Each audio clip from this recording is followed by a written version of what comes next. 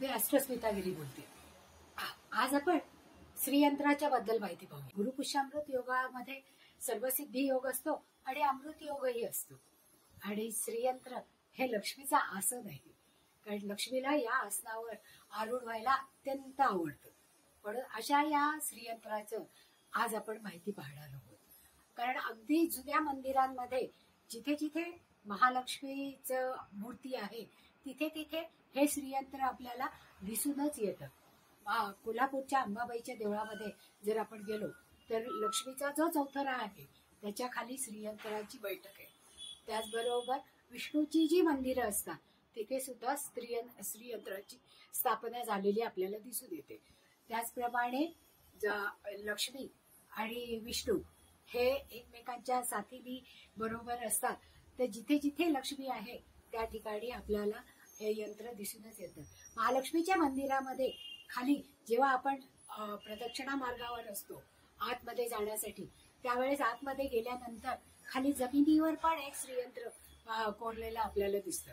पूर्वी ते ओपन होतं पहा, की त्याला कोणीही हात लावू शकायचं, नमस्कार करू शकायचं आणि त्याचा आकार पूर्ण पाहू शकायचं हात फिरवून.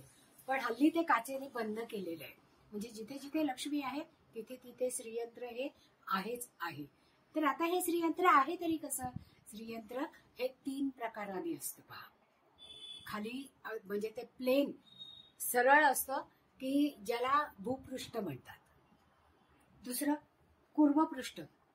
कूर्मपृष्ठ म्हणजे हे असं कासवासारखं जे वरती आलेलं आहे, थोडस ज्याची पाठ गोल आहे, असं हे कूर्मपृष्ठ. हे मेरुपृष्ठ म्हणजे ज्याचं पृष्ठ असं उंच पर्वतासारखं आलेलं आहे, अशा श्रीयंत्राला मेरुपृष्ठ असं म्हणतात. हे भरीव आहे. याच्यामध्ये खाली 3 गोल सर्कल आहेत, त्याच्यावर 2 कमळांच्या सर्कल आहेत आणि त्याच्यावरती 7 गोपुर आहेत. तर असं हे श्रीयंत्र आपल्याकडे असताना लक्ष्मीची स्थापना आपण केली असं म्हणतो. आता ज्यावेळेस त्रेतायुगामध्ये समुद्र मंथन झालं पहा, त्यावेळेस 14व रत्न हे धन्वंतरीने आपल्या हातामध्ये अमृताचा कलश आणला आणि त्याच्या अगोदर श्री लक्ष्मी प्रकट झाली पहा. म्हणजे लक्ष्मी जेव्हा प्रकट झाली ती समुद्रातून आली, म्हणजे तिला समुद्रामधल्या सगळ्या गोष्टी अत्यंत प्रिय आहेत. आणि दसरा झाल्यानंतर दिवाळीपर्यंत आपण लक्ष्मी पूजनाची तयारी करतो. हे सगळे 21 दिवस अतिशय पवित्र मानले जातात. आणि या पवित्र दिवसामध्ये या श्रीयंत्राची म्हणजे लक्ष्मीच्या आसनाची प्रतिष्ठापना केली जाते, की ज्याच्यामुळे लक्ष्मीचं आवाहन हे सुलभ आणि आपल्या घरामध्ये आनंदाने होईल, हा विचार त्यामागे असतो. तर गुरुपुष्यामृत योगामध्येच श्रीयंत्राची खरेदी केली जाते, कारण दिवसभर गुरुपुष्य योग असतो. पंचांगामध्ये हा मुहूर्त दिलेला असतो. जर गुरुपुष्यामृत योगावर जर आपण सोनं खरेदी केलं, चांदी खरेदी केली किंवा श्रीयंत्र खरेदी केलं तर त्याचं असर आपल्या घरामध्ये स्थिर राहतं. म्हणून या श्रीयंत्राची स्थापना आपण आपल्या घरामध्ये करतो. आता या श्रीयंत्राची पूजा कशा पद्धतीने करतात? जसं मी तुम्हाला सांगितलं की जसं खाली 3 सर्कल असतात पहा, रज, तम आणि सत्वगुणांसारखे. त्याच्यानंतर 18 आणि 16 कमळांच्या पाकळ्या असतात. की लक्ष्मी कशावर आरूढ झालेली आहे? लक्ष्मी ही कमळावर आरूढ झालेली आहे. तिला कमळ अतिशय प्रिय आहे आणि या कमळावर आरूढ झालेली लक्ष्मी म्हणून तिची जी बैठक आहे त्याच्यामध्ये आधी खाली 3 गोल, त्याच्यानंतर वरती 18 आणि 16 कमळांचं आसन आणि त्याच्यावरती 9 त्रिकोण असतात पहा. आणि सगळ्यात वरती मेरुमणी असतो, की जो मणी आता मी तुम्हाला दाखवला पहा या श्रीयंत्रामध्ये. हे सगळ्यात वरचं जे टोक आहे त्याला मेरुमणी असं म्हणतात. इथून ही 7 त्रिकोण आहेत पहा, म्हणजे शिव आणि शक्ती या श्रीयंत्रामध्ये एकत्रित आहे. आणि मग खाली लक्ष्मीचं आसन आहे पहा, कमळाधिष्ठित. आता त्याचे वेगवेगळे पार्ट तुम्हाला वेगळ्या क्लिपद्वारे मी दाखवेन, की ज्याच्यामुळे ही लक्ष्मी स्थिर राहते आणि आपल्याकडे तिचा आनंदाने आपण या आसनाच्या रूपामध्ये आज तिचं स्वागत करतो. आणि मग ती आपल्याकडे राहावी म्हणून आपण तिची पंचोपचारे पूजा करतो. पूजा पंचामृताने आंघोळ घालतो, स्वच्छ कोरड्या कपड्याने गरम पाण्याने अभिषेक करून कोरड्या कपड्याने स्वच्छ धुवून त्याच्यावर धूप दीप आणि साखरेचा नैवेद्य दाखवतो. आणि त्याचबरोबर ललिता सहस्रनाम हे म्हणून कुंकुमार्चन करतो. कुंकुमार्चन करताना ही 2 बोटं म्हणजे हरणाक्षी मुद्रा म्हणतात बघा, हरिण मुद्रा, की ही 2 बोटं, मधलं एक बोट आणि त्याच्या जवळची अनामिका जी रिंग फिंगर आहे, या 2 बोटांमध्ये कुंकू धरून त्यांनी अभिषेक या श्रीयंत्रावर केला जातो. आणि तो हे माझ्या घरातलं श्रीयंत्र आहे की ज्याच्यावर कुंकुमार्चन केलेलं आहे. ते कुंकुमार्चन या 2 बोटांनी या मुद्रेने ललिता सहस्रनामानी, म्हणजे आपल्या युट्यूबमध्ये ललिता सहस्रनाम आहेच, त्या ललिता सहस्रनामाचं पठण लावून जर आपण कुंकुमार्चन केलं तर हे असं सिद्ध होतं. दर शुक्रवारी, पौर्णिमा आणि अमावस्या या दिवसांमध्ये आपण याच्यावर कुंकुमार्चन करायला पाहिजे की ज्याच्यामुळे आपल्याला सौभाग्य, श्री आणि संपत्ती ही मिळते. तर अशा या श्रीयंत्राची नक्कीच आपण सगळेजण उपासना आणि पूजा करणार आहोत.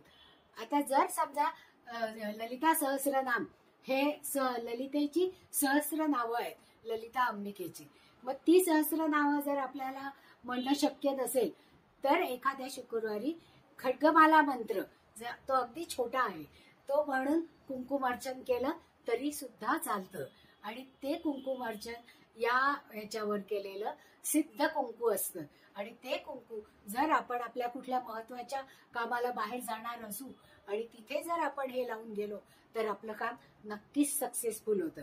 आणि हे कुंकू आज्ञाचक्रावर लावलं जातं, की आज्ञाचक्र म्हणजे 2 भुवयांच्या मध्ये जे असतं की जिथे शक्ती आणि शिव हे एकत्र आलेले असतात.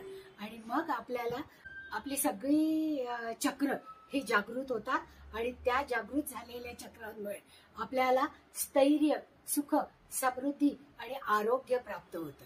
आणि हे करून घेण्यासाठी आपण या श्रीयंत्राला मुहूर्तावर घरी आणून जर त्याला कुंकुमार्चन केलं तर जास्त चांगल्या प्रमाणामध्ये त्याचा लाभ मिळतो. संध्याकाळी आपण दिवा लावतो की नाही, त्यावेळेस हे कुंकुमार्चन करायचं की ज्याच्यामुळे ते कुंकुमार्चन सिद्ध तर होतच होतं, पण त्यावेळेस संध्याकाळी विष्णू आणि लक्ष्मी हे परिभ्रमणाला निघालेले असतात.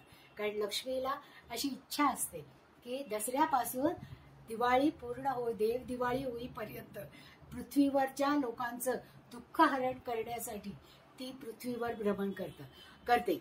पण त्यावेळेस विष्णू देवांची निद्रेचा काळ असतो, म्हणून ती गरुडावर बसून पृथ्वी प्रदक्षिणा करते. पण ज्या ज्या घरामध्ये स्वच्छता, आनंद, उजेड आणि तिचं आवाहन करण्यासाठी केलेलं स्वागत असतं तिथे ती जरूर जाते आणि थांबते. अशा वेळेस आपल्याला स्थिर लक्ष्मीची गरज असते. आणि त्यावेळेस गणपती आणि कुबेराची पूजा करतो पहा आपण लक्ष्मीपूजनाच्या दिवशी. गणपतीची आणि कुबेराची पूजा का करतो?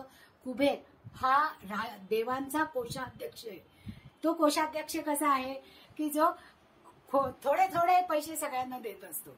मग कुबेर जेव्हा त्या धनाचं नुसतंच रक्षण करत असतो त्यावेळेस लक्ष्मी मातेने गणपतीला सांगितलं की हे गणपती राजा, तू माझ्या बरोबर चल, तुझी ही पूजा माझ्या बरोबर केली जाईल आणि तू तुझ्या बुद्धीने ज्या लोकांना, जे योग्य लोक आहेत त्यांना धन देण्याची विनंती कर.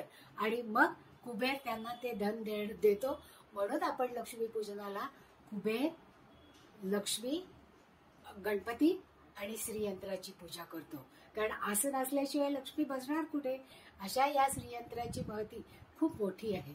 तर आपण सगळ्यांनी जरूर या दिवाळीमध्ये या श्रीयंत्राचं पूजन करावं आणि वर्षभर ते आपल्या पूजेमध्ये ठेवावं. शुक्रवारी जर कुंकुमार्चन करायचं शक्य झालं नाही तर दर पौर्णिमेला किंवा दर अमावस्याला आपण हे कुंकुमार्चन करू शकतो. आणि त्याच्यामुळे लक्ष्मी आपल्याला, ही चंचल असलेली लक्ष्मी आपल्यावर सदैव प्रसन्न राहते आणि आपल्याला आरोग्य, सुख, समृद्धी, धनसंपदा आणि पॉझिटिव्ह एनर्जी देते की ज्याच्यामुळे आपलं आयुष्य जास्त सुकर होतं. आणि या सगळ्यासाठी या पद्धतीने लक्ष्मीचं आवाहन आणि पूजन करणं आवश्यक असतं आणि त्याच्यासाठी हे श्रीयंत्र हे माध्यम आहे आणि त्या माध्यमाद्वारेच आपण लक्ष्मीला आपल्या घरामध्ये स्थैर्य राहावं अशी प्रार्थना करत असतो. आवडलं असेल तर लाईक करा, सबस्क्राईबही करा आणि तुमच्या मित्रमैत्रिणींपर्यंत ही माहिती पोहोचवायची असेल तर जरूर शेअर करा. आणि तुमच्या जर काही शंका असतील तर खाली दिलेल्या क्रमांकावर तुम्ही फोन करू शकता. माझ्याकडे ते उपलब्धही आहे. माझ्या गेल्या 30 वर्षाच्या प्रॅक्टिसमध्ये ज्या ज्या लोकांना मी दसऱ्यापासून धनत्रयोदशी पर्यंत हे श्रीयंत्र दिलेलं आहे त्यांना सगळ्यांना अतिशय उत्कृष्ट रिझल्ट मिळालेले आहेत. आणि या अनुभवावरनं मी यावेळेस मुद्दाम श्रीयंत्रावर हा स्वतंत्र व्हिडिओ केला ज्याच्यामुळे सगळ्यांपर्यंतच ही माहिती जास्त प्रमाणात पोहोचावी. धन्यवाद.